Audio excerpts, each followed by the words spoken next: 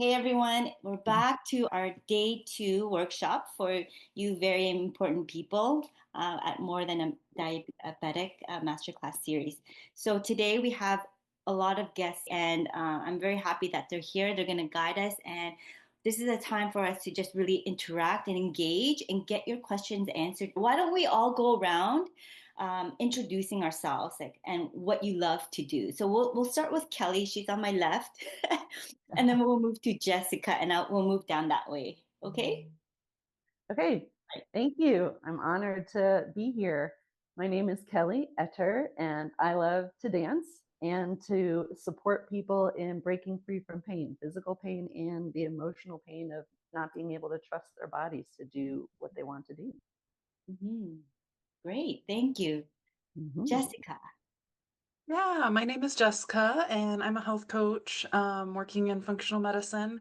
And I absolutely love supporting people through their emotional stressors, their grief, things like that, because sometimes when it comes to diabetes, we're just not getting enough sweet in life. So I really think that there is an emotional component where we need to sweeten things up. And so I absolutely love working with some of those unconscious patterns and things like that. Mm-hmm.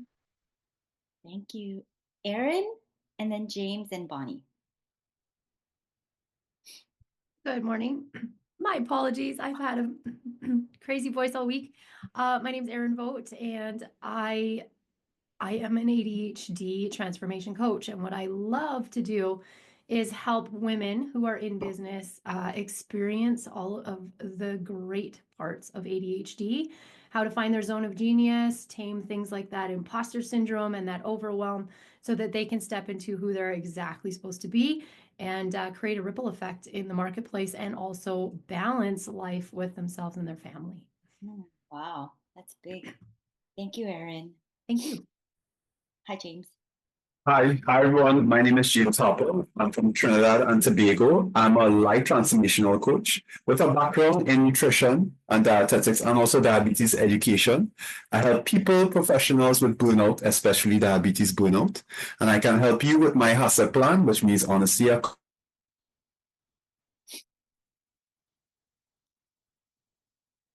Maybe we'll wait till he comes back. I think there was a connection issue.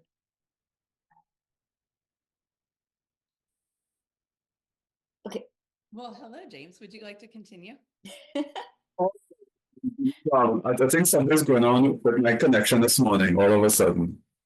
Anyway, so so where did I stick? Maybe just halfway through that you're a diabetes educator from there? Right, so I'm a diabetes educator also. I help people, professionals with burnout, especially diabetes burnout, all types of burnout. I also help them with their health problems, things like lifestyle disorders. And as I said, a life transformational coach that can give you the HACCP plan. HACCP just means honesty, accountability, commitment, consistency, and priority. Use the HACCP plan. So just remember, James, the HACCP man, Harper. Take care, everyone. Wow. Okay. HACCP, man. HACCP, man? HACCP.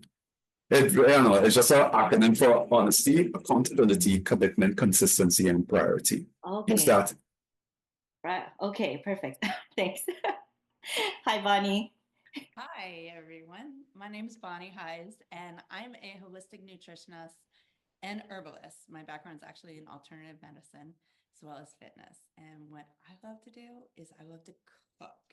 This was not always the case. So what I do today is I actually help women overcome various health conditions and issues, especially chronic illnesses and autoimmune conditions, by focusing on what their gut wants, from food to supplements. And by supplements, I mean food, herbs, spices, plants, botanicals, anything and everything natural.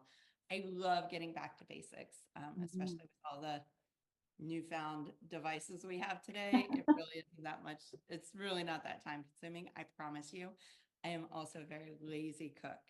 So I am going to be that nutritionist that you don't have excuses with, because I've used them all and have blown them out of the water. So I'm excited to be here today, and I'm excited to share a recipe with you and learn more about you and maybe how we can all help you. Wow, thank you.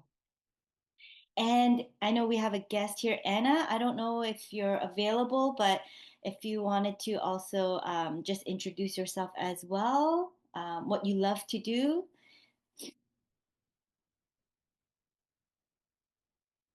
And if not, that's okay too.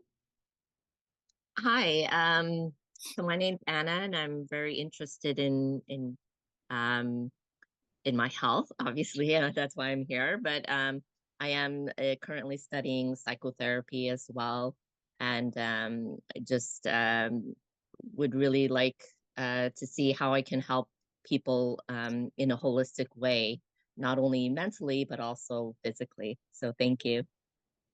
Wow, thanks and welcome, Anna. All right, so why don't we start, Kelly? It's exciting. I just love the vagus nerve.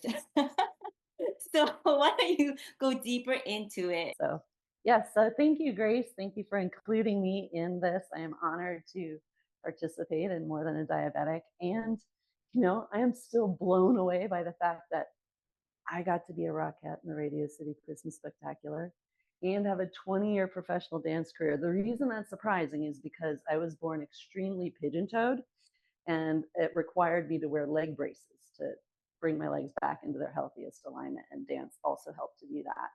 When I retired to start a family, I became a certified Pilates trainer. And over the last 24 years, I've had the honor of helping hundreds of people break free from physical pain, yes, but also the emotional pain of not being able to trust their body to support them in everything they want to do. Things just like getting down onto and up off of the floor to play with kiddos for babies, etc. So when people look at me, they see a devoted mom and a successful entrepreneur with an infectious joie de vivre and a broad, easy smile. But it hasn't always been that way. I went through a very dark time, a time when my face felt too heavy to smile, a time when I was so gripped by fear about my future that I was in a constant state of fight or flight. It felt as if there was a tiger at my back, always chasing me. I'd lay down at night with my little boy to help him fall asleep, and I'd pray, God, please just don't let him feel me shaking. One night was different. I took my sleeping pill first and then my bath. And the next thing I remembered, I discovered my mom. She didn't live with us. No, she said that she had raced over and pulled me unconscious out of the tub. So when it hit me that my little boy had almost been left with the legacy of first having his family torn apart and then finding his mom drowned in the bathtub, I knew things had to change. So I decided that I could no longer allow my circumstances to define me. So first, I surrounded myself with encouraging, supportive people. Second, I leaned into becoming the best mom and Pilates trainer that I could possibly be. And third, I got back into dancing, something that I had set aside for far too long. And that decision and those actions completely transformed my life. And so that's why I'm so passionate about helping others transform their lives. Sometimes without even realizing it, we can allow our circumstances to define us. And so I'd like our audience to consider, what circumstances might you be allowing to define you? What actions are you going to take to transform your life? And certainly this is a wonderful community to support you in doing so. And I'm excited to share with you vagus nerve toning, which can be a very powerful tool for you in doing that. Our vagus nerve, and I'm grabbing slides here. Our vagus nerve acts kind of like the brakes on our car. So they help to slow down that helps to slow down that fight or flight response. And I don't know if you can see my cursor here, but on the screen, if you see this yellow line, our vagus nerve runs from the base of our brain in front of the bones of our neck vertebra, behind our vocal cords in 2 branches, and goes to all the major organ systems. And it's different from all the other nerves because it is mostly taking messages from our body, from our organ systems, up to our brain. Also, it'll be helpful to have just a little understanding of the fascia. Fascia is underneath our skin, and it's made of collagen, and it's kind of like a web or a mesh that weaves through our bones and muscles and supports and holds everything together, supports our organs, etc.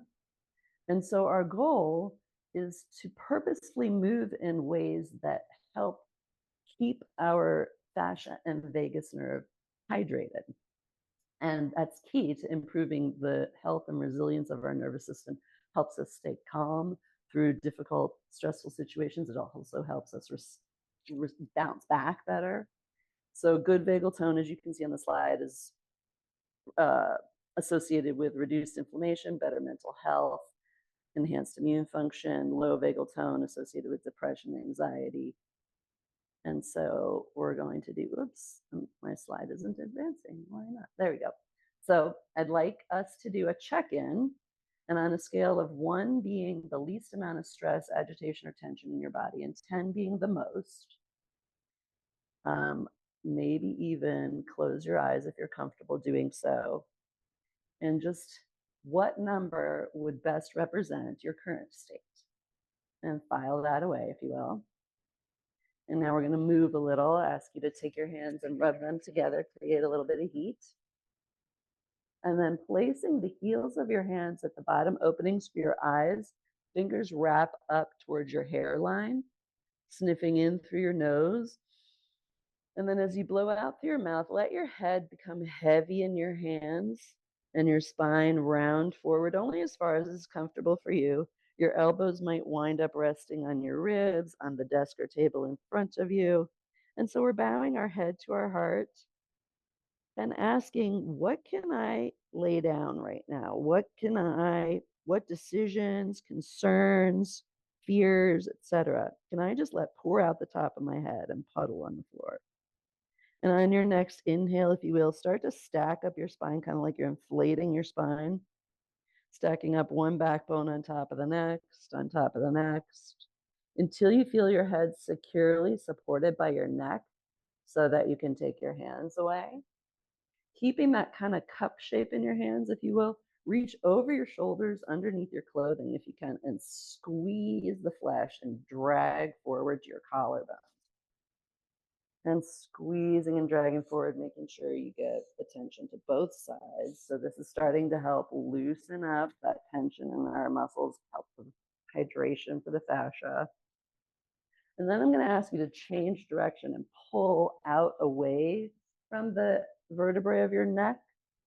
Your head might start to turn towards the hand that's massaging. It might turn away. There isn't a right or wrong. It's about how does your body unravel tension, unwind tension. Coming up to the base of your skull, your occiput, while a little extra massaging there.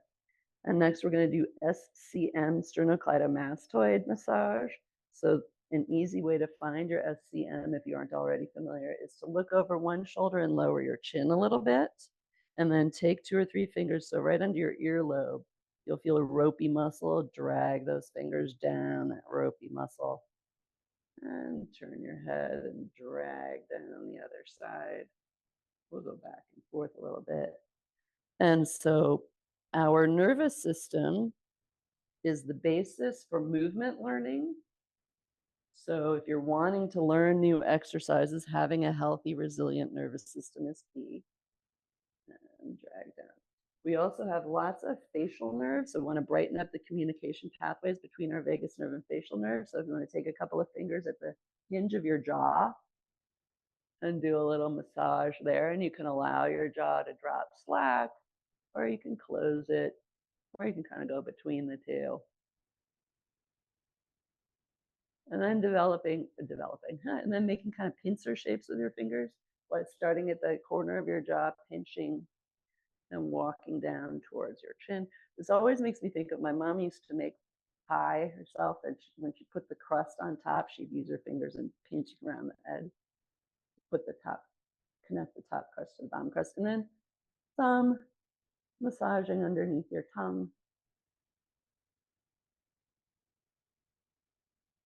And then a couple of fingers at the openings for your eyes, either a little pressure or circling.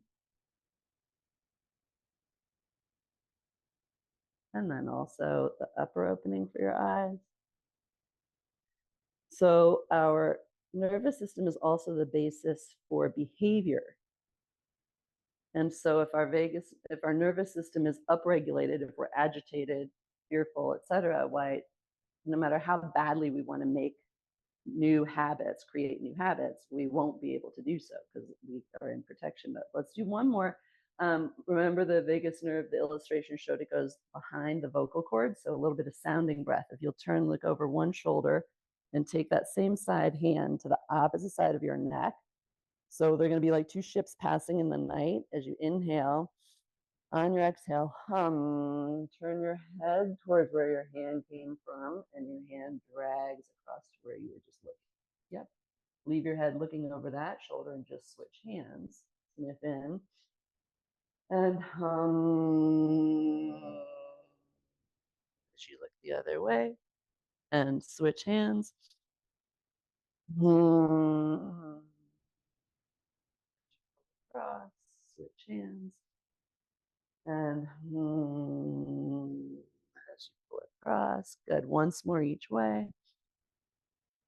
Cross, last.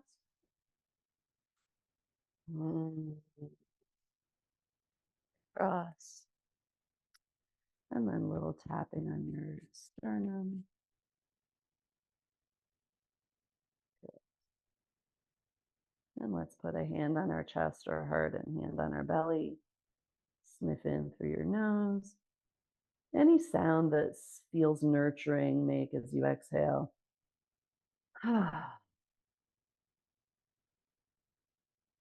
And so I invite you to check in again on that scale, 1 being the least amount of tension, stress, agitation in your body, and 10 being the most.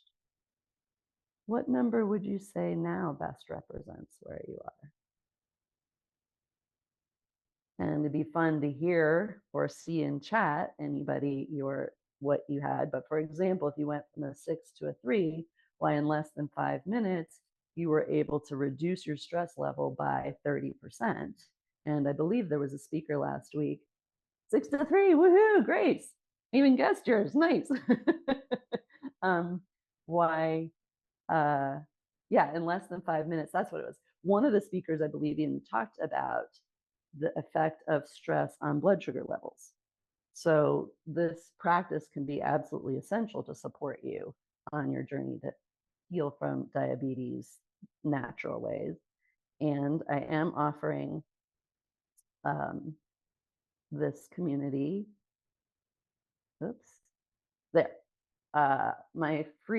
for free, my Uncover Your Inner Strength 7-day challenge, and it will include nervous system work as well as Pilates strengthening exercises. So you can grab that QR code if you want to reach out to me.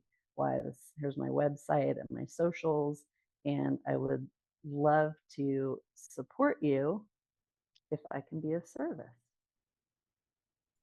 Thank you. Oh, thank you, Kelly. Oh my, yeah, it was really great. Is it normal? Like when I was doing that, I kind of right here, it felt tight. Yeah. And it kind of hurt. So you keep doing it until it kind of releases. Okay. Until it releases. Yeah. Yeah. We hold a lot of tension, a lot of stress here, and our society, because of our devices, right? We tend to be a very forward head, and the farther forward our head, the more weight that equates to, that then these muscles have to keep our head from falling off, right? So then there's a whole lot of tension through here. I love little practical tools, life hacks. A lot of us, this forward or drop chin has started to feel like normal, natural. So a way to help train those of you that drive, right? Anytime you're driving, if you gently press your head into the headrest of your car, it will help train your body back into its healthiest alignment, which is hole in your ear lined up with that acromion process, the little knob on the top of your shoulder. Yeah. Perfect. That's so practical. Thank you That's so what much. I like, being able to have practical tools. Right. And that 7-day challenge is also on the VIP portal. So if you guys want to, if you've missed that QR code, it will be uploaded there. And Awesome. I just want to welcome, is it Mary Reed? Am I saying it right?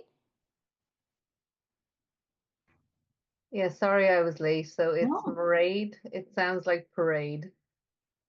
Mairead. Oh, okay, Mairead. All right. Welcome, Thank Mairead. you. Okay. Again, if you do have questions, just feel free to raise your hand or just unmute whenever you need to, or put it in the chat box. We're here for you. So if you have any questions along the way, just let us know. All right. So next we have Bonnie, and where are you? Okay to start, Bonnie? I am. I have Yeah. everything I need right in front of me. We are good. All right. So our interview, our conversation was about those additives that we find in all these food products, and especially ketchup. Our kids love ketchup, right? So actually, I was saying, oh, I need to learn how to make ketchup, and my husband's like, no, because he knows that when I try something new, it doesn't really work out.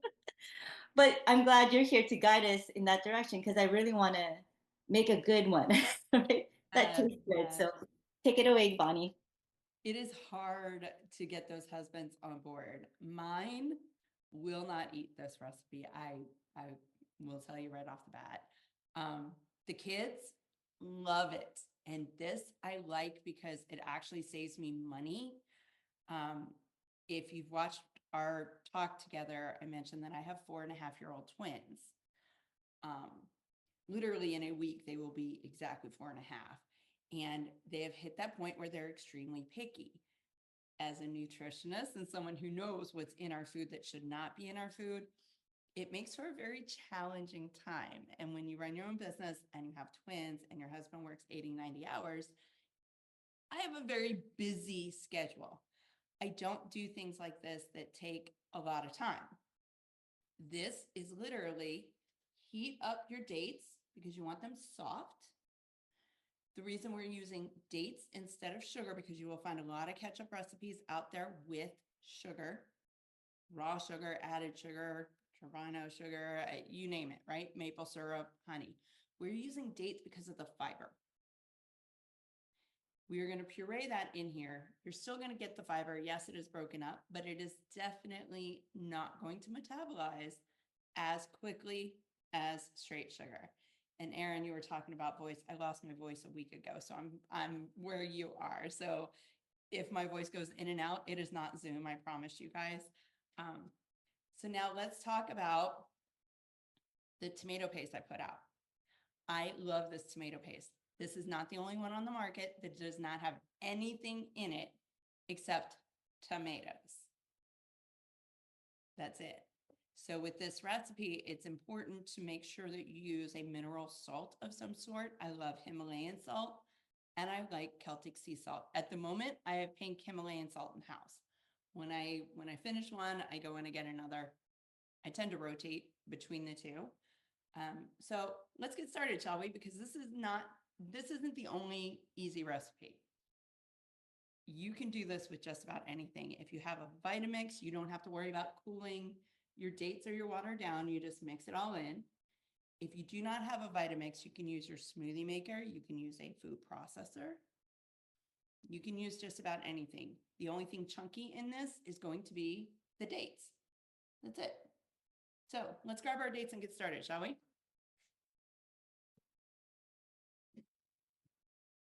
All right.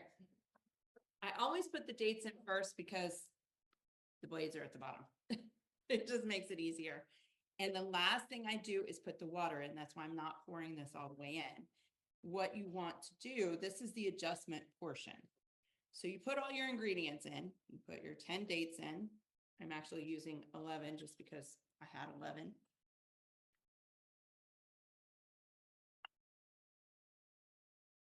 Half a lemon juiced, just the juice.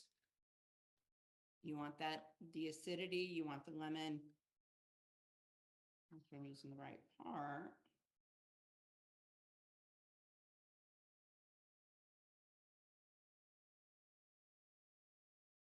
Whenever you have tomatoes, a lemon is really good. It cuts a lot of that bitterness, the acidity that messes up your stomach. It helps with that. Salt, you want half a teaspoon of salt. Yes, I know, I suck at measuring. It still works, people. Onion, garlic powder, and allspice. You can use the whole onion, you can use the whole garlic, and you can puree it up. If you want something quick, you just do the powder. For purposes of this, this is the easy way to do it. Shake, shake, shake. And if you listen to us, you know I have a cooking show with a partner of mine. And we do this all the time. She measures. I'm not very good at it. All right. So we need half a cup of apple cider vinegar. This is all part of the chemical reaction that you get between the lemon, the apple cider vinegar, and the tomatoes. All right. We still have our water over here. Tomato paste. You definitely need something to scoop it out. Especially this, I can't even pronounce this. Bio Nature. Totally screwed it up, and I can speak Spanish with an accent, so I apologize. Pour that all in. One of the things I love doing, and part of the reason I like to wait on the water, is because once you're done scraping all of this out into your blender, Vitamix, whatever. I'm slightly obsessed with my Vitamix. You can puree anything in a Vitamix. So once you're done with this, to get all that little extra bit that always stays in the jar, take some of your water, just pour it over. You're going to put a little bit of water inside the mixture anyway. So if you pour it over that, you get it all in the same place.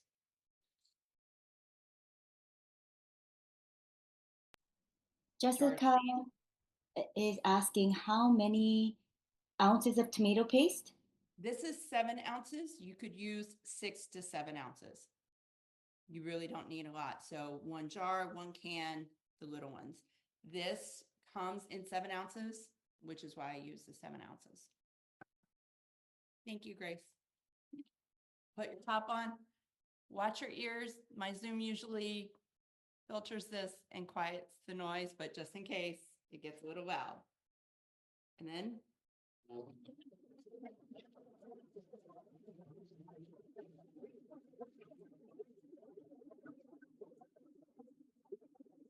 I like how you also keep the water that you boiled with the dates. I think you're keeping all the nutrients and everything in there, so it makes it more richer.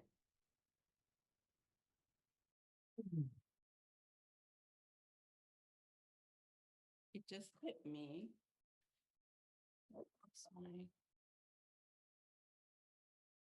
I did not put allspice in this. Okay, so this is what it looks like.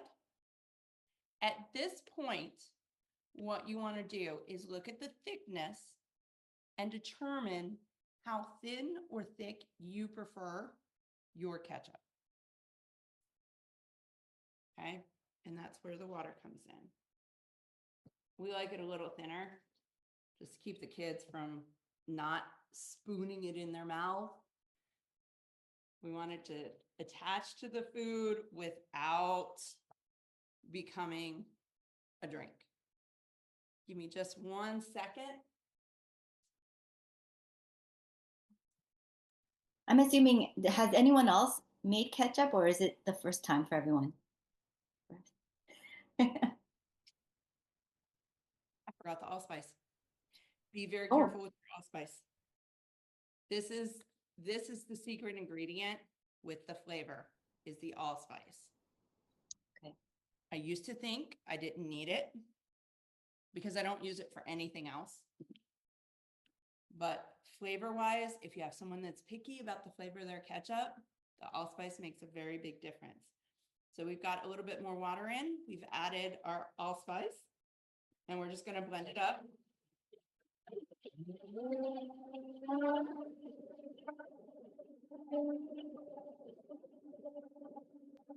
On this end, it almost sounds like singing or humming. Pretty wild how Zoom can do that.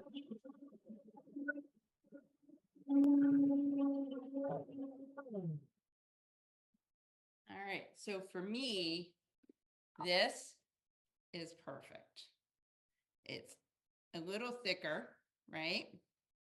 See how it's coming out chunky? For the toddlers, this isn't going to fly. So effectively what you're going to do is you're just going to keep adding water until you get to the consistency that you prefer for your ketchup. Okay, I like to be able to just take a knife, spread it on. It gives me just a touch of it and I'm good. Like I said, for the toddlers, I guess they're not toddlers anymore, but for the 4.5-year-olds, this definitely needs to be a lot thinner. Otherwise, like I said, it's just going to become its own meal. So that's your ketchup. That's how easy it is to make. And once you get into a rhythm, you can make a big batch of this. This can store in the fridge for a good week, or I actually take it and put it into little ice cube trays. So if you have kids, remember the silicone trays that everyone said you have to buy this to put your baby food in, and now they're tucked way back in your closet? Pull them out, put your ketchup in it, and once they're frozen, just put all the squares in a Ziploc baggie and put them into the freezer. It makes it very easy to defrost them as you need them. And you now have ketchup for weeks, because the amount of ketchup that's in here will last us a month. But there's no way this is lasting in a refrigerator for more than 7 days without growing mold and other things that makes it really disgusting. So this tiny little, where'd it go? This tiny little jar and those few ingredients will keep you in ketchup with twin 4.5-year-olds for a full month. If you have questions, if you go to make this and you're saying, oh my God, it tastes disgusting, it didn't turn out the way that I wanted it to, any questions whatsoever, let me know. We have a ton more recipes, and we have a live event that we do every single month. So I'm inviting you to come and join us. We love to cook, but between Carrie and I, we both have boys. We both have very busy lives. We don't do anything that takes you a lot of time. So, Yes. Wow. Thank you so much, Bonnie. Wow. Okay. Good. right. And anyone have any questions for Bonnie or Kelly? Because I think we just went straight to Bonnie. But any questions before we move on? I have a question for both Bonnie and for Kelly. So first of all, Kelly, so Kelly, do you think that stimulating the vagus nerve can help people with things like Alzheimer's and dementia-related diseases? What a great question. I don't know, but I certainly see how it would have the potential to, for at least some, since those are neurological disorders. So that'd be really cool. Now I want to look up studies on that. Look more studies. Okay, and for Bonnie, I just want to comment on Kelly. That was a great session. That was a great session that you did. I really felt I really dialed down. I was feeling more relaxed. And for Bonnie, so just asking about do you have like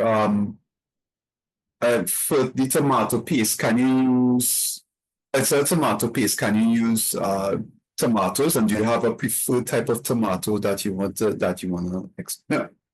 you have a preference of what type of tomato? You want Roma tomatoes for this. And you can absolutely, if you make your own tomato paste, by all means, that's a great way to do it. It tastes extremely fresh when you do that. I prefer Roma tomatoes. Okay. And one more question. Should I make a paste first, or can I cut it whole and put it inside not cut it whole, but use a chunky and place it in the blender, or make the paste first and then make the ketchup? You can totally use the whole tomatoes and make it a chunky ketchup if you wanted, or even puree it. You do want to, at minimum, roast your tomatoes. That's kind of that process of making tomato paste. And the whole reason I cut that out, A, is time.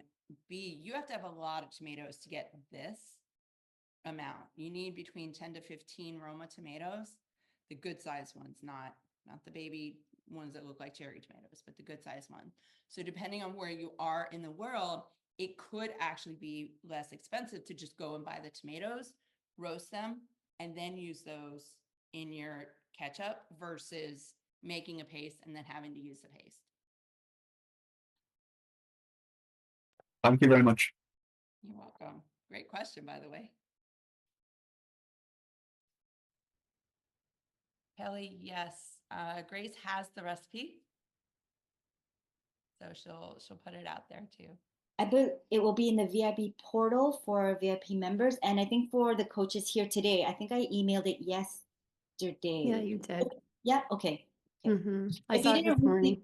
Oh, okay. I was like, oh, wow, we're doing something with ketchup this morning. That's kind of cool. Not normally what I do on a Wednesday morning at 8:30. I love it. What happens when I open my mouth and I start Thank talking you. and all of a sudden I'm making something that someone hadn't even thought was possible? If I can just speak to both of you, Kelly, that was fantastic, especially around nervous system regulation.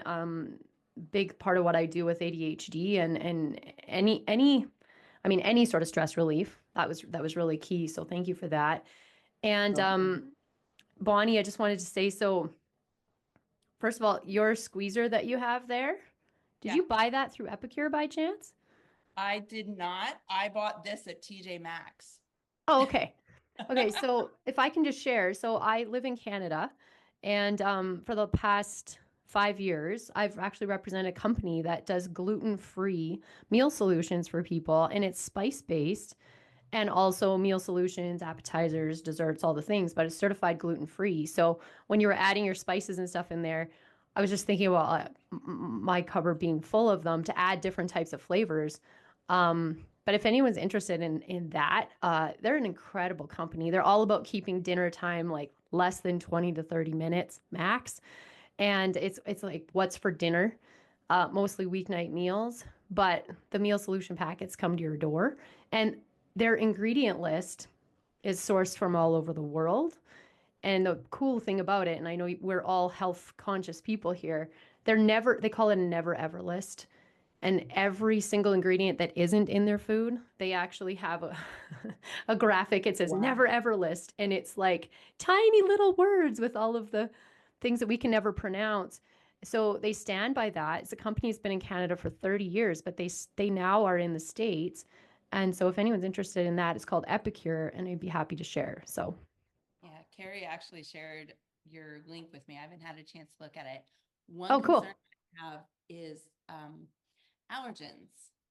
So like I have food allergies, you know, with a lot of chronic illnesses and autoimmune, this is an issue. Yeah. So that's for something sure. if you guys have any. We have lists of allergens for sure. Yeah, pantry staples, that kind of thing. So the lists are amazing when you can see the ingredients in things. Yeah. You could use that for your ketchup. You can make a garlic ketchup. You could, I mean, there's totally. So And I love dates. I mean, I usually make those date balls all the time, and I eat them just plain, sometimes with a little bit of peanut butter. Like that's one of my favorite snacks. My kids are like, "That's weird, Mom," but I'm like, "No, it's pretty healthy, and like a little goes a long way, right?" So yeah, absolutely. And they're phenomenal for gut and digestion as well as yeah, for sure. Anyway, thank you for that. I really appreciated that. And go Vitamix. Oh my God, yeah. I can't live without it. I'm obsessed with mine. Right. Erin, can you write that in the chat? I sure will. Call it Epicure? Epicure. Yeah, you bet. Yeah. Okay. Thank you. Thanks. All right. If there are, Marie, do you have any questions for any of the speakers right now before we're gonna go to James for Q&A as well? So if you have any questions, we can address them first since we're halfway. My only question for Bonnie is, everything here seems to add a lot. I grew up in Ireland, so I notice all my American friends, they hate ketchup when they go to Europe because it's not full of sugar. And I find ketchup here, it seems more like a dessert sauce than so I don't really use it. But is there a kind of a guide for when you get these recipes and they ask for like half a cup of sugar, which to me seems like so ridiculous. If I'll eliminate it, and I've trained my kids to like that, but is there a kind of a guideline if you want to make it with something like maple syrup? Like if it's a half a cup of sugar, how much maple syrup could you put in instead? Like a tablespoon or something? To give it Actually, this recipe calls for a quarter to a half cup of of maple syrup or honey or agave syrup. yeah, but they don't that's add the any of same those. So they don't add the same syrupy taste that sugar does.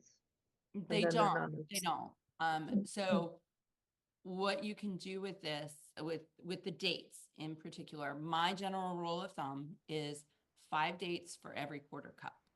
okay, thank you. You're welcome. Yeah, my kids don't. We made a gingerbread house for Advent, and they wanted to try it because they thought that's what you do with gingerbread houses is you make it and then you eat the candy. And they took one bite and they were done, and they just wandered off because we don't eat sugar here. So, and once you taste fresh, it's kind of one of those things. When you taste it fresh, it's very hard to go back to the commercial because you taste all the commercial flavors that are inside of those products. So Thanks, Bonnie. Thank you. you're welcome. All right.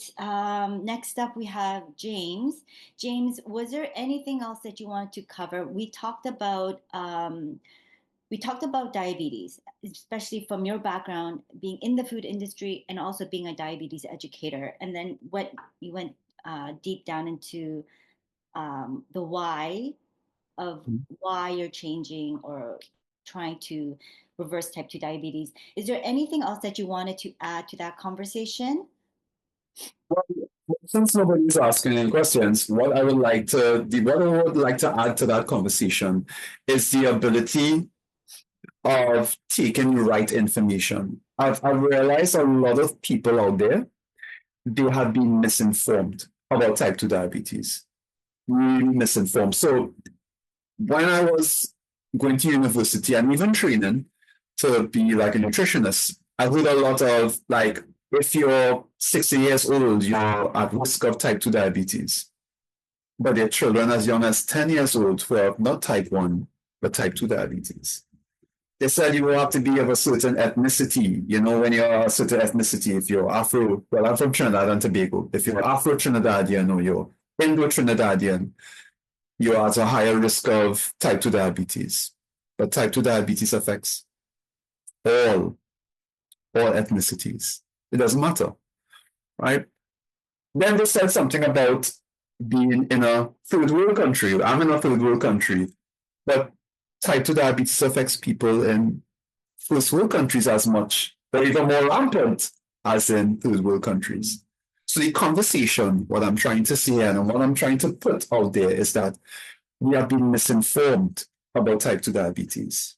We've been misinformed that, doctors, I'm not paying any doctors here, but the medical field, I don't want to say doctors, but the medical field has told people things like, it's something that you can't reverse, and, how you have to take medication all your life, and it's something that will progress, and you have to take insulin. And so I'm here to change the narrative that it is something that's totally reversible. You can go into remission, right? You just have to have the right lifestyle. But the problem that we have is that we think that one thing, that magic pill, so now we're talking about GLP agonist and Ozempic and all these other things, so we want that one thing, but it's a multifactorial thing that causes type 2 diabetes, right? It could be lack of sleep. It could be stress. It could be a diet. It could be all these type of different things. So the point I'm trying to make is that we have to be informed. I remember, and I'll give you a story. I remember a time a guy, he ate a loaf of bread a day. And a loaf of bread, I mean, a loaf of sandwich, loaf of bread, like all this was bread. He ate that a day, right, by himself. And he had a total misconception that just because he did not eat a lot of sweet things, that he was not type 2 diabetic. Well, I don't eat a lot of sweet things. I was like, but you're eating a loaf of bread a day, you know? And so because of that misinformation, we have been misinformed about type 2 diabetes and also treating type 2 diabetes, that we have been way off the tangent. And we, in 2024, going into 2025, we are supposed to be in a better place when it comes to type 2 diabetes management and reversal. But it starts here. It starts with us putting out the correct message out there, telling people what they need to do, and trying to get away from this one pill, one thing, you know? It's not that. It's a multi-dimensional type of disease that needs a multi-dimensional type of approach. So that's what I just wanted to say, just a little inspirational, just for you all to know, and, you know, since nobody want to ask questions, but that's just my input.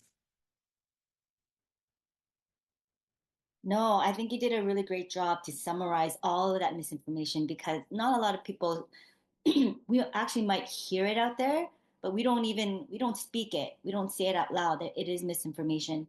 There's a lot of tension as well. What is right, what is wrong, especially over the last 4 years or so.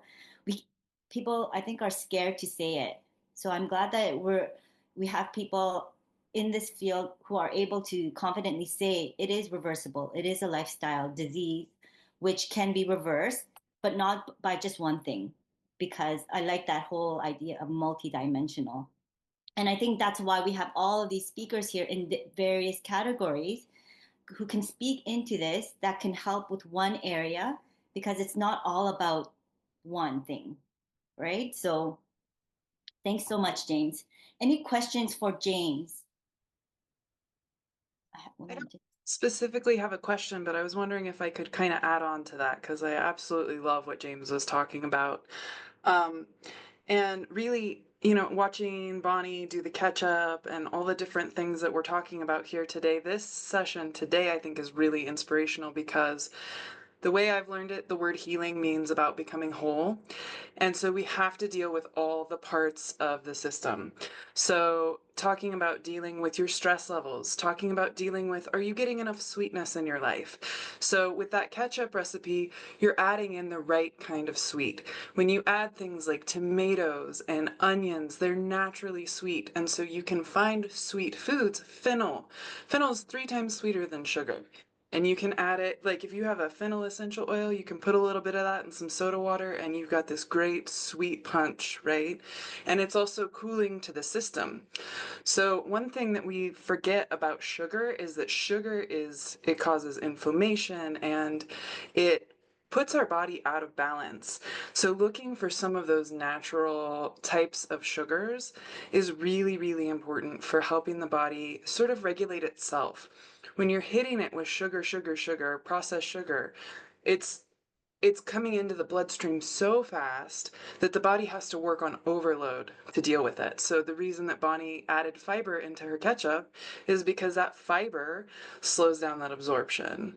And I just absolutely appreciate every one of you guys speaking about the vagus nerve. That's a huge thing. If we're under stress, if we're telling ourselves that we're deprived or we can't have the foods that we want to have, and we're not finding a way to have that joy and that sweetness in life, if we're not taking care of our nervous system, if we're not taking care of our body, if we're not prioritizing ourselves or putting everyone else first, all of these things play into how our body processes stress. One of the big tips that I like to throw out there for my clients is don't eat at your desk. And it's such a simple one. But when you're under stress, taking in emails, taking in all this information, don't eat in front of the TV, right? Take the time when you are with food and be with food. And so anyway, I'm rambling, but I absolutely appreciate all of you and everything that you've shared today. So thank you. Thank you. You weren't rambling. It was good information too. Thank you very much, Jessica. Mm-hmm. Bonnie says, and take a moment to breathe before you start to eat. Right. Mm-hmm. Good. Okay. All right. Any other questions for James?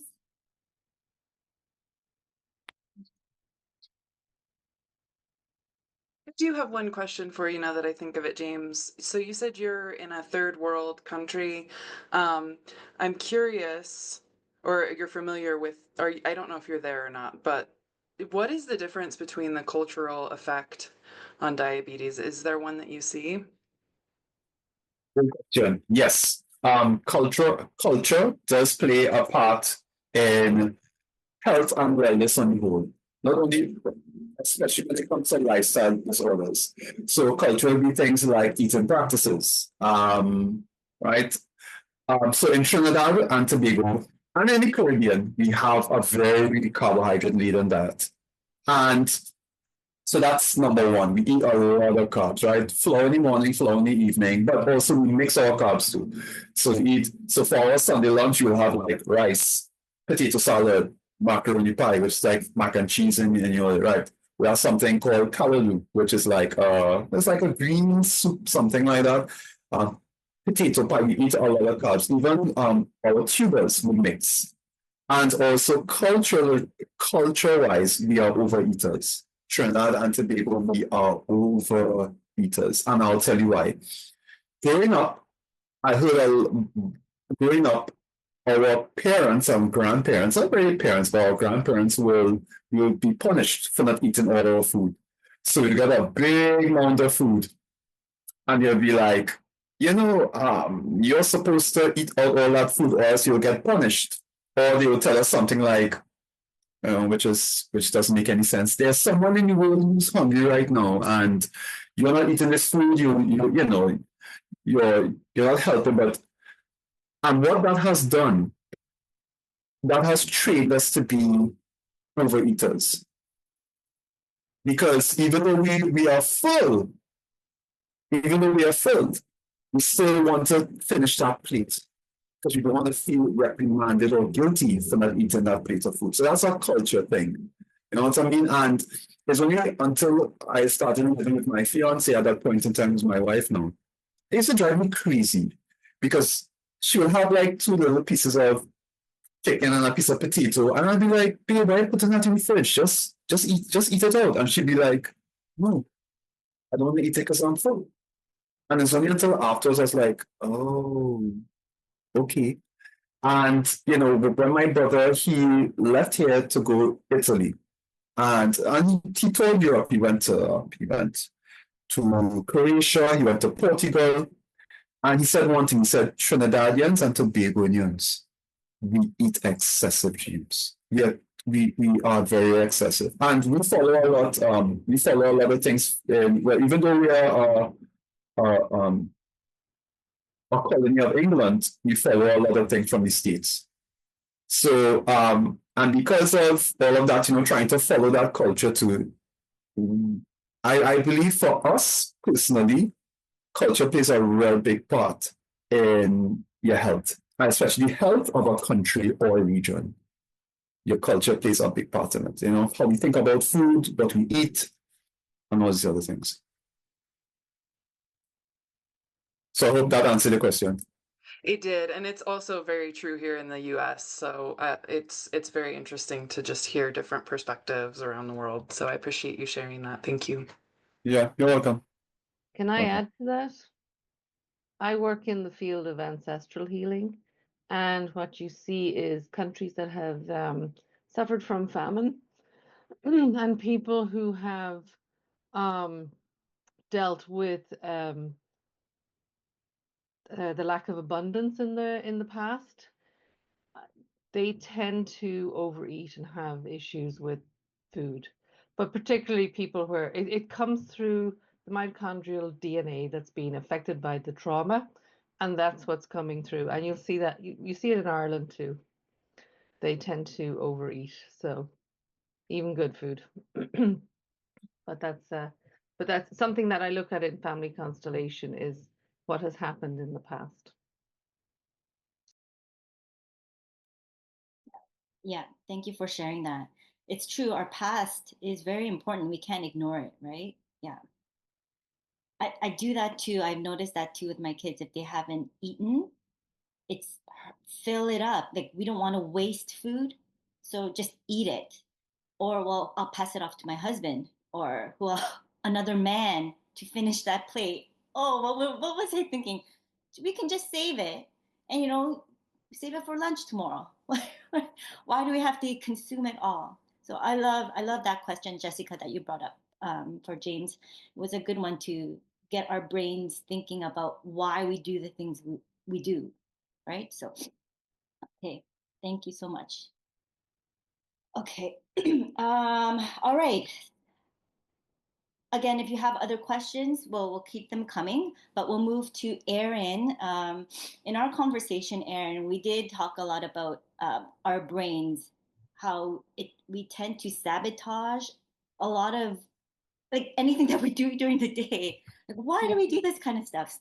And also the tendency, if we've got a brain that's more disorganized. So just is there anything else that you wanted to talk a little bit more about that for people who might be struggling, trying to organize their thoughts, their day to prepare themselves for success? Because we do need to plan when it comes to how we eat and how we set up our day so that our lifestyle, the multidimensional aspects of our life can be balanced so we can, successfully take those steps to reduce diabetes, type 2 diabetes. Yeah, you bet. Thank you. I feel like, okay, so when I went into coaching, I came out of being a social worker and having that office lifestyle that wasn't so awesome, and it was rush, rush, rush, right? And so when I went into health coaching initially, I was looking at it like, okay, I've always been interested in alternative health, and why is it that our world is so obsessed with commercial and processed foods is one element of it, but how is our stress manifested in that, and how our health habits. I learned so much about health habits more than anything is first of all understanding that, like, is there a why behind it? Because you cannot force somebody to meal plan. You cannot force someone to stop buying, chocolate bars and going for the middle aisles in the grocery store. Like you can offer it to them, but we can't force anyone. So what we can do as moms is we can influence from the start. And my girls are 9 and 12. They're competitive cheerleading athletes, and so we are a busy group. And so little things that I grew up in a very rural community, and I don't. It sounds so silly to me, but I'm like, why are people not using their crock pots more? Right? Like a crock pot, we have an Instapot, we have the air fryer, of course, but you know, you can have home cooked goodness if you put some time into it. But the biggest thing is the why behind it. Are you forced into it with your why? Are you forced into it because the doctor is saying, oh, things are starting to look a little scary here. You need to pull back on things. But then if you're forced to pull back on sugar and you're not looking at it as the benefit, you're looking at it as a deficit, that's where mindset has to come in. And there's no shortage of information. I always thought about it. I'm like, if I was a health coach, like, why would someone pay me? You can go on Pinterest, you can go online, you can Google this for like 6,000 pages. We'll have the same thing talking about this stuff. The recipe for Bonnie's and Carrie's ketchup, it's on there. Why are people not doing it? And it's because of this. We're so ingrained in our patterns. So the 5-step process that I use with my clients, and I like to talk about and have a freebie about, but it's like the first thing you got to do is you have to recognize that this is a shift and it's something that you've done before. You've done a shift in your life before. I always think about, acknowledge what you've already succeeded in. We all learned how to drive. Remember when we were all like 12 and 13 and we're like, oh, one day I'm going to get my learners and it's going to be so scary. And now we drive without even thinking about it. We're like, I drove to school. I don't remember it. I don't remember any of it. Right. And it's habits. Our brains are only, our minds are only allowed to think of new things so much. So it's built in that like we know how to brush our teeth, we know how to drive, we know how to make a sandwich. We don't have to put a ton of thought into that. But what happens when you're so conditioned to cook meals a certain way that you don't look at the other picture of it? So it requires that little bit of a shift to start with. So acknowledge that it's going to be a shift, and acknowledge that, hey, I have made shifts before. I just have to commit to the why. And then the second part is, okay, my brain is going off like critter brain, I call it, telling me, oh man, I just want the chocolate chips. Like I'm going to cook cookies. So like I could just have a handful of chocolate chips. I'm addicted to chocolate chips, ladies. I'm just going to say it. And James. But isn't that interesting is what I usually say. It's like, just get curious around that. Why? Why do I think about chocolate chips at 10 at night? It's because it's a pattern. Because it's some of my darkest times in my life when I was in postpartum depression. Those were what I grabbed. You know what I mean? And so it takes you back. What are you feeling? What are you denying yourself in sweetness in other ways so that you can take a look, just like Jessica said, like maybe it's a walk outside that is that sweetness that I need instead of, the chocolate chips. And when you say, isn't that interesting, you're taking away the judgment. And that is really key because we are so darn hard on ourselves. We're like, I used to call it the crowbar. It's like, I feel like I'm taking a crowbar to myself, like Harry gets smacked in Home Alone when he has that tarantula on him. I was like, I feel like I'm hitting myself like that. The way I talk to myself is not helpful. And so understanding that, first of all, your mind is going to play tricks on you no matter what. So what are you going to do about that? And then really getting accountable with it. Who are you going to reach out to at that time when you're like, just want to grab that? Maybe it's your old voice. Maybe it's a picture on your phone. Maybe it's a picture on your fridge of a time that you felt really healthy and you want to be that. I don't recommend putting up pictures of other people that you want to be because that's not your identity. But at a time in your life when you're feeling really good, it's okay to put up a picture and remind yourself of who you were and who you can become again. And the other thing is with your gremlins or your things in your head that are telling you, oh man, I just want that pizza. Like pizza, pizza, pizza. You acknowledge that instead of try and push it away and like drown it out with Netflix for 3 hours. And, having popcorn instead of pizza because you think that will just counteract that. You just say like, okay, I get it. I get that you're here, but right now I'm making a different choice. And so you choose that different part of you, that brave, courageous part of you that's saying like, this isn't just about food. It's about the whole darn picture of my life. It's about the health, is around my longevity, my energy, keeping up with a business. I have a struggle with insomnia sometimes and staying up way too late. And just having to, have those talks with yourself and not being hard on yourself about it, but just acknowledging it. And then the last one is learning how to be a beginner. It's fun, especially with ADHD, like all the time trying new things. And if you have that mentality like a kid, you're like, I'm just creating a brand new Lego tower. It's going to be super fun. Like go back into that childlike essence that you have and be a beginner around it. Because if you've never meal planned before, and there are people that I work with that have never even considered it. There are some people I know that they eat out every day. They live off of cereal, toast, deli meat, and they eat out dinner almost every day. And I'm just like blown away. But I grew up with a garden. I grew up in a small town, so I don't judge that, but I'm like, listen, what are you capable of? Maybe you're not making ketchup from dates, but maybe, you're looking at some other ways to throw some sweet potatoes and chicken in a crock pot and see what happens. I think a lot of the time people think it has to be all or nothing. I go with the 80-20 rule. Generally, that works pretty well.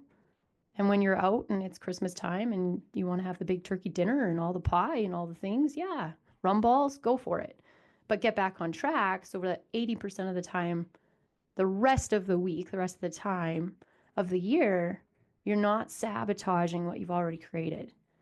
And I think it's so easy to fall out of our patterns, but is never a reason that you can't get back into them. And I mean, James Clear, as Atomic Habits, that book is pretty incredible because he breaks it down minuscule. Just like a just like a morsel of sugar, they're that tiny. Our habits can be that tiny, right? So just noticing that your mind is the biggest asset that you have in any sort of shift like this. And it's going to take work and you're going to have to be gentle with yourself, but you can't allow your excuses to dictate your future results, or you'll always play the someday game. And I think the number one thing is having accountability in some capacity, and not punishment accountability. Hey, I ate a whole bunch of chocolate chips last night. That means I got to bust it at the gym tomorrow. No. Notice it, accept it, acknowledge it, but then make a different choice. Like, what's my instead of, you know? And just trial things like maybe I should try a date and put it, not butter and almond in it, like Jessica said, and see if that helps with the chocolate fix. Do some deep breathing around it. Go for a walk. Have a glass of water, because we're usually dehydrated more than anything. And then come back and just assess, like, what was that really about? Because I think every single aspect that we have going on, it is patterns, and that is our whole world. The other thing, this doesn't help, right? Scroll. What can we do to take ourselves away from those types of habits, get more active, and also engaging our family in that? I think one of the biggest things that I love to talk about with ADHD, and a lot of people are like, I can never do it. I'm like, delegate to your kids. Get them cooking in the kitchen. Get them cooking with you. Get them to surprise you what they make. And let them explore. I think a lot of times we're just like, no, I just want to do it because it's on my list and I have to get this done and we have to make the time fit in the blocks. No.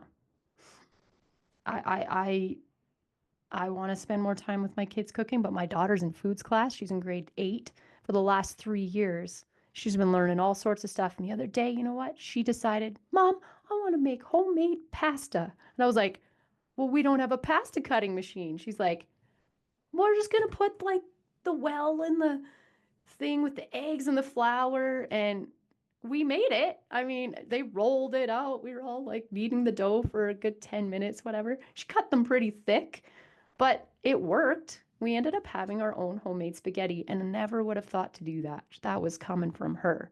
So those are the types of things that we're like, okay, how can we influence our kids to think that way? And what is the benefit of that? And when you stack the benefits, that's when you start to see the big picture. And that's where shifts, not just shifts change, but actually transformation. And then we just start to rewrite those patterns in our entire family. Can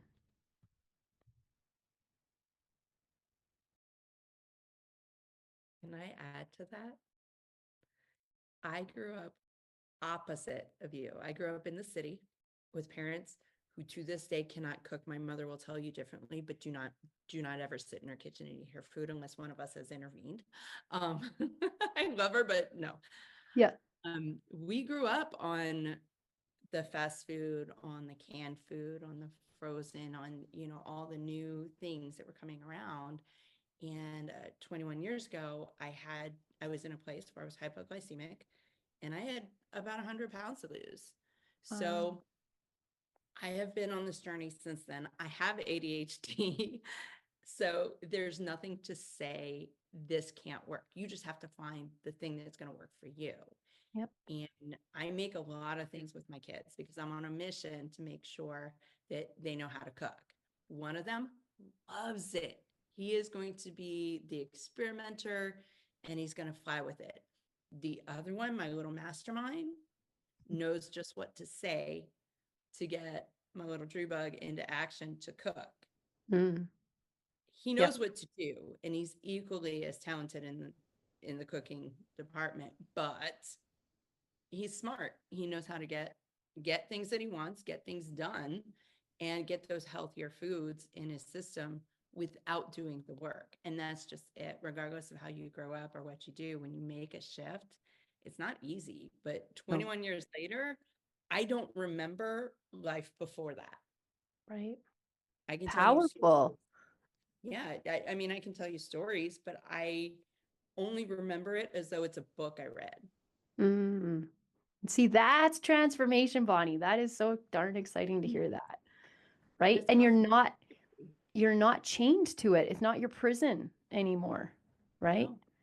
No. Well, and can I add too that with transformation, um, we have to work through the grief of letting go of the old patterns. So there is this process, and this is where having a coach comes in really helpful, because we have things that we do, like going to the chocolate chips, that are patterns that are there for a reason, and our body and our brain want to keep us in homeostasis. They want to keep us the same and comfortable. And so if we're going to transform, we have to focus or pay attention to the grief that we're going through, the letting go of process. And it also helps to know what you're really trying to create. So, where are you moving to? And having a goal that is forward facing is so important. Not saying I want to lose the weight, but maybe saying I'd love to have energy, right? Mm-hmm. Such a different goal that can get you to the exact same place. But if you're saying I don't, your unconscious will not hear that. And so it's just really good to know that anywhere you've got a negative, your unconscious doesn't notice it. So you want to come up with, what are you creating? What are you excited to achieve, right? Boom, Yeah. Jess. Thank you. Yeah, awesome. Awesome. I just finished Lisa Nichols' certified transformational trainer program, and the partner facilitator with her is Sean Smith, and he went into a lot of that, the brain stuff, and the fact that, yeah, the brain doesn't process negative. So for our children, we don't want to say don't fall, because the brain processes fall, right? We want to say be careful, watch where you put your hands if they're climbing a tree or whatever. So yeah, and I love how all of us, where we've taken our passion still all weaves together, like James was saying about type 2 diabetes being multidimensional, or I got the picture of like a gem cut, multifaceted. And so yeah, the fact that so many of these pieces come into it, and the mindset work, and the fact that, yeah, we can be so hard on ourselves. I remember my mom saying to me when I was going through the depression, anxiety, insomnia, panic attacks, when the marriage to my son's dad ended, and she finally said, now would you talk to your best girlfriend that way? And I was like, of course not. She's like, why are you doing that to yourself? For some reason, that's a pattern we've tended to get into. And so being able to get in front of that can be challenging, but it can be done. And yes, especially with support, like you said, Jessica, that's why we need a coach. The accountability, but safe accountability, right? Not the browbeating, but okay, so what can we learn from this? Or I love the way you take the judgment away by saying, that's interesting, right? So it just seems like if we could look at it more. And my son is now 21 and towers over me, but it's fun to hear about the younger ones and remember that, yeah, he turned pretty much everything into a game or an adventure. And so could we as adults tap back into that and shift into like a treasure hunt? Okay, what's going on here, and how can I find sweetness? Like, I love, Jessica, what you were saying about we still need sweetness, but don't necessarily need to get it from sugary foods, right? Oh, and there was something else, but everybody has said such cool stuff, and stuff was triggering, but it's like, don't interrupt, file it away, don't interrupt, file it away. So I thought there was something else I wanted to respond to from what you said, Erin, but I've lost it now. I'll pop back on if I come up with it. Yeah, feel free to put it in the chat or anything, like raise your hand again or just include it in. But Jessica, why don't you talk a little bit more about helping us find a sweet spot? Because we did talk about the burnout cycle. Actually, you provided the VIPs with a VIP bonus recording training on how to break that burnout cycle. is there anything that we can do to kind of bring us to that, to find that other sweet spot? What questions do we need to ask ourselves to find and discover other joyful practices that we can replace the Well, negative? as everybody is speaking here, one thing that keeps coming into my mind is we sometimes forget to have fun, right? And we get something like a diagnosis and we go, oh, that means that whatever, right? In any diagnosis, they tell you this is what it's going to be. And you think, well, there's no changing that. This is how I'm just doomed, right? But playing with it and wondering, why is this showing up in my life? A lot of different things show up in our body when we're holding on to things or not processing them. So if you are angry a lot, sometimes you'll hold it in your hips. There's a lot of places in our body where we hold specific tensions. If you feel like the weight of the world is on your shoulders, sometimes you get a lot of neck aches, right? And it's something that I've seen. I've been a phlebotomist. I've worked in functional medicine. I've done a lot of different things around people with illness. And one common pattern that I see is that their illnesses do show up in physical ways. And so just being curious instead of being judgmental or hard on yourself, the tool of curiosity is really, really helpful when we're trying to work through what's going on. So, I wonder why that's activating me. Why is this showing up? How is it showing up? Am I not allowing anger to come through, right? Am I allowing myself to do things like play, dance, move? I think one of the things that we do is restrict our bodies and our movement because it feels inappropriate to be big and to be moving and to be flowing. I just recently started going back to Zumba class where you're in a room with a bunch of people who are moving their bodies and joyful and playing. And it's really interesting to watch the health situation for people switch as they allow that fun in a little bit, right? Sweetness wise, we can get sweetness from ourselves, from our voice, like Erin was talking about. Sometimes the voice in our head is not kind to us. So just checking in with, is there something that's running? Am I feeling like I need to work hard? Am I feeling like I need to do better? Am I feeling like I need to please others? A big one that comes up with lack of sweetness is that we're not actually caring for ourselves, and we are trying to please everyone else and make everyone else happy, and we're not bringing in that joy for ourselves and demonstrating it. So like cooking food with our children, are we just trying to go through and manage it all? Or are we demonstrating it and teaching and bringing people on and creating community? So I don't know if that answers your question, but No, yeah, we do really need to focus on what we're saying to ourselves. And, maybe relabeling what sweetness is actually in our lives. I think that's really important too. Any other feedback or comments? Let me just check here. I circling a little farther back, I just ran and got a little notebook because I was like, shoot, there were so many things, and then I forget them when I really liked a while back the way you mentioned, Jessica, that when we're going to make a shift, we need to allow ourselves to grieve what we're shifting from. Yeah, and then also celebrate what we're shifting to. I think that's something we don't do very frequently, is celebrate ourselves. To acknowledge our wins. It's kind of like, okay, I did that, now I got to do this. Okay, I did that, now I got to no, take time. Like we celebrate our kids, back to the kids, right? Look, mom, I tied my shoe. Woohoo, you're awesome, you tied your right. Why, there's still a little kid in us, right?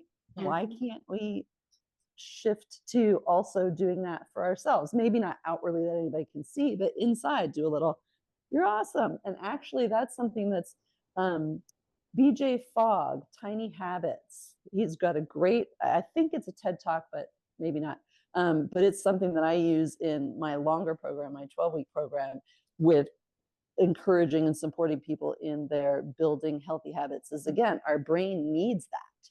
If we're going to make a shift and create something, then we need to celebrate it, because then our brain goes, oh, cool. Okay, well then I want to do it more. And also what you said something earlier that triggered the thought of motivation and, away from and toward.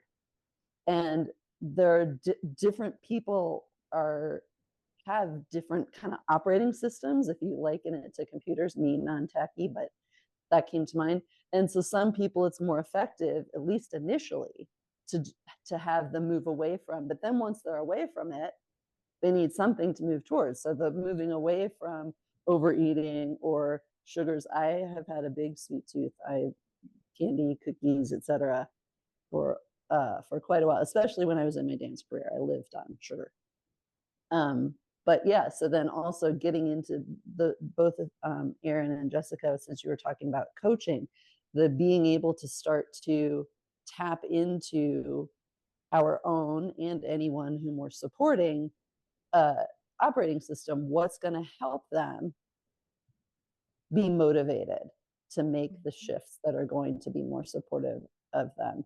And the self-care, and that the sweetness may actually be the taking care of ourselves. I think of a lot of us, women more so than men, but certainly I think men do too, but women in the US especially, we've been kind of brought up that we need to take care of everybody else.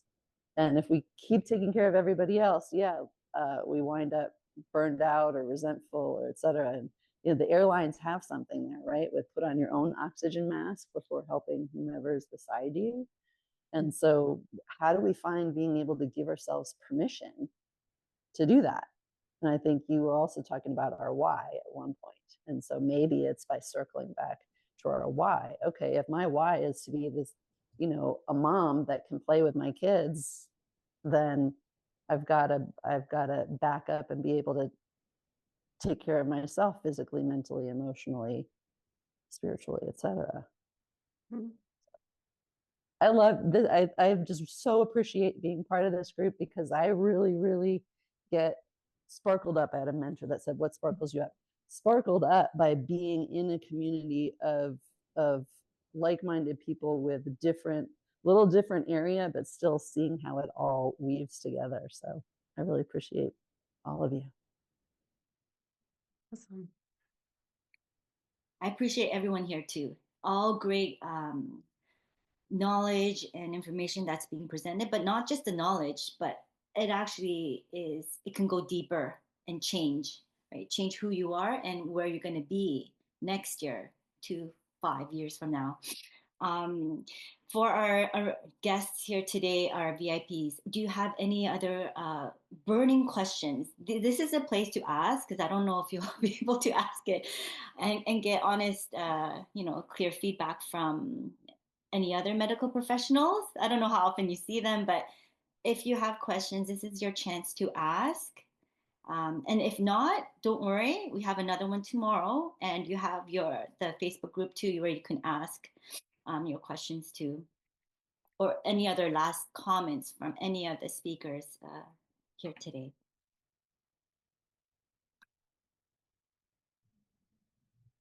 I'd just like to say, Grace, thank you for pulling this all together. It's a huge undertaking, and congrats on putting together an incredible, I don't know what the word is.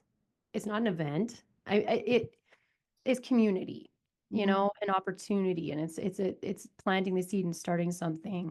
And I really think the term, like the title that you use, more than a diabetic, really stood out to people. I'll have to tell you this: my mother-in-law, she was driving across the country, moving from Ontario to BC, and she's like, I really, really wish I could listen to that, but it was that time frame when she was driving.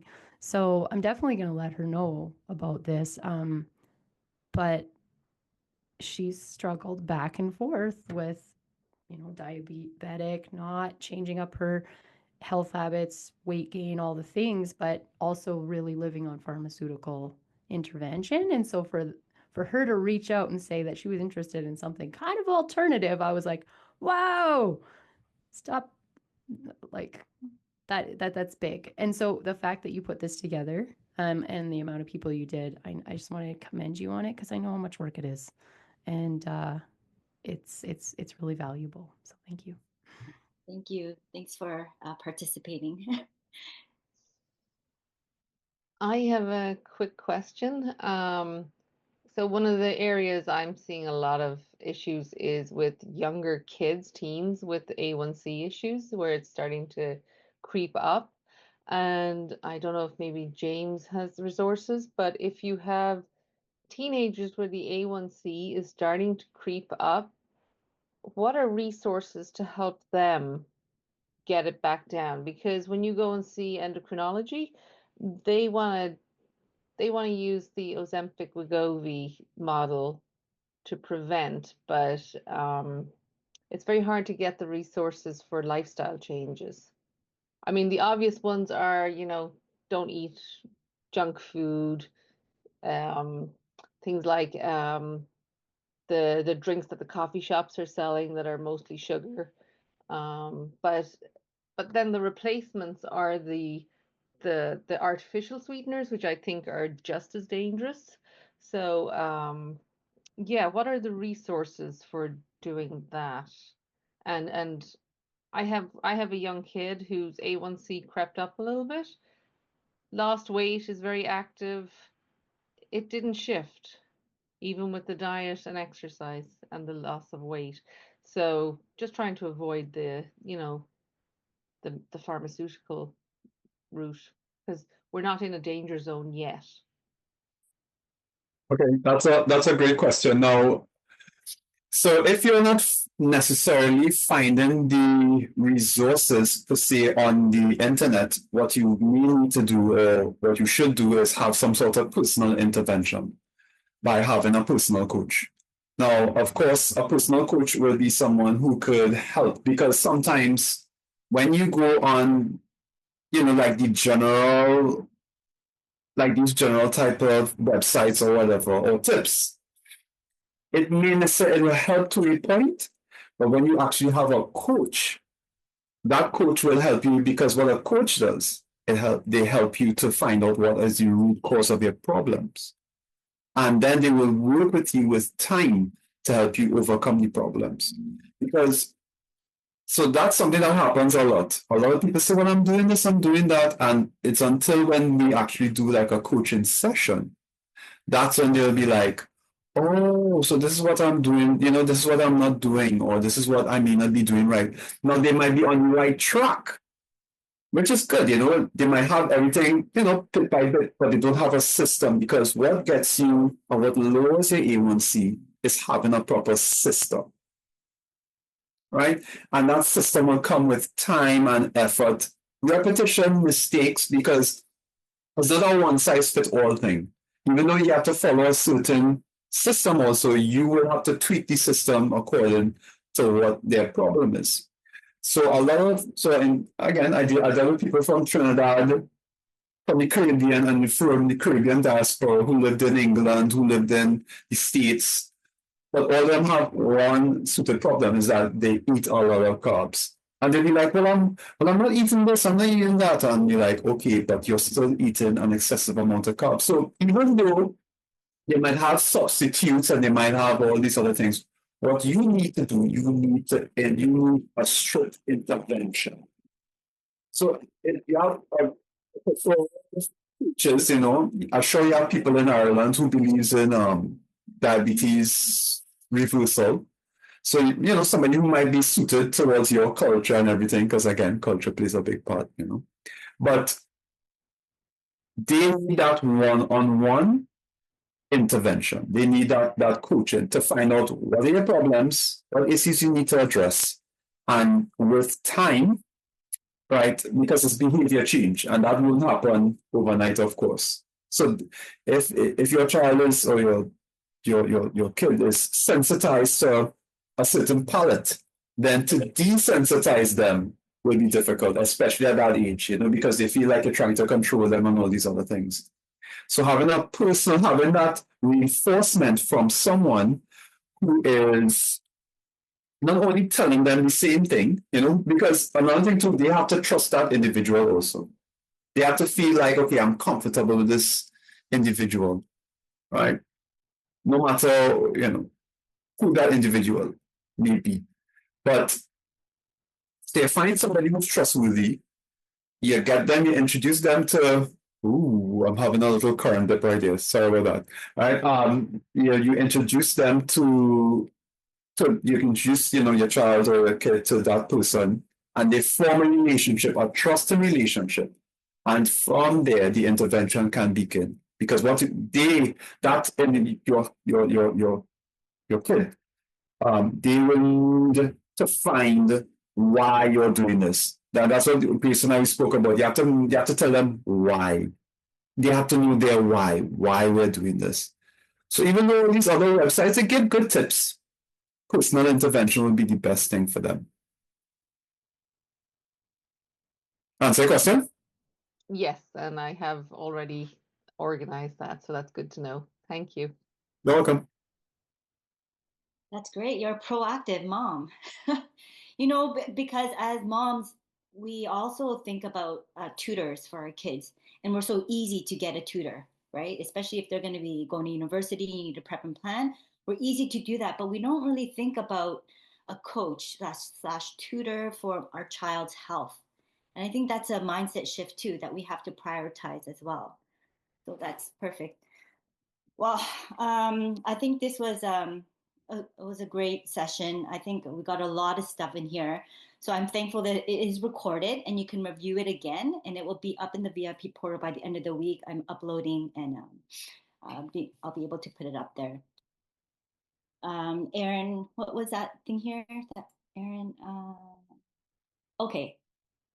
5 habit drivers are listed in the chat. If you can access that one. Okay, I'll try to,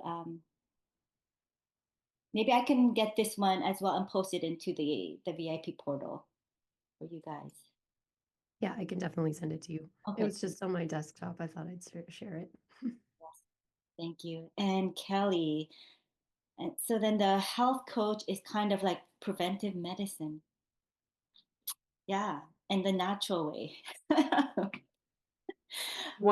Can I add one thing about preventive medicine? Because that just sparks a thing for me. So, really quick, and then I'll hop off. But preventative medicine in the US, at least, they are screening for things and they're looking at problems that are already there. Whereas preventative medicine and functional medicine is about looking at how to stop the problem before it occurs. And so there is definitely a lot of wiggle room about how people use that. But I think today we're all talking here about preventative medicine as a way to get to the problem, ideally before you have a problem. And of course, if you have the problem, you deal with it then. But I just think that that's an important distinction to make. Absolutely. I love that distinction. And the fact that, oh, shoot, it just went away again. Oh, that it's a lifestyle thing, right? And it's a pattern interrupt. If we've grown up in one sort of lifestyle, then, okay, how do we interrupt that pattern, shift that pattern like Erin was talking about? And then, yeah, it's a whole lifestyle rather than, yeah, that's why I put preventive medicine in quotes. I love that you made that distinction. Thanks. Can I make an observation? Because I have kids ranging from 15 to 21. If you've raised your children with whole foods and home cooked meals and things, they will tend to go a little bit, sometimes, not always, they can go off the rails in their teens, especially with peer pressure. But it's much easier for those kids to recognize this doesn't make me feel good when you put them back and get them back little by little to the way you want it to be. They can see the big difference. They can feel it in their body. So, because the body, if it's being given bad food or whatever, it turns off all those pain signals and those signals that we don't feel well. So for kids, even if they go off the rails for a little while, it's much easier to get them back on track if they've had that foundation. So it's good. Yeah, you spoke to it. That's right.